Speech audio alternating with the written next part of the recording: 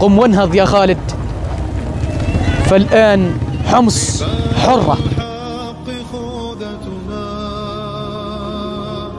ومسجدنا معسكرنا، وحق الله يحفظه. نحن الآن متواجدين في جامع خالد بن الوليد. قم وانهض يا خالد، فالآن حمص حرة. قم وانهض يا خالد، فأحفاد خالد حرروا جميع سوريا. نعم، إنها حمص عاصمة الثورة السورية. نعم، للباطل جولات ولكن للحق جولة، وها هي سوريا جميعها ترتدي ثوبها الأخضر. نعم، من هذا الجامع، من جامع خالد بن الوليد، نقول لكم أن راية كسرى لن تعود.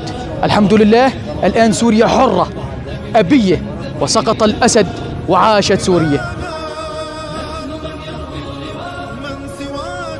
الحمد لله الذي من علينا في هذا النصر، وأسقطنا أكبر طاغية في بلاد الشام، هي عائلة الأسد التي حكمت سوريا 50 عاما. من مسجد خالد بن الوليد أرسل تحية لجميع الأحرار في أصقاع هذه المعمورة أن سوريا حرة وسوف تبقى حرة، وأسقطت بشار، وهلموا هلموا لكي نبني سوريا من جديد.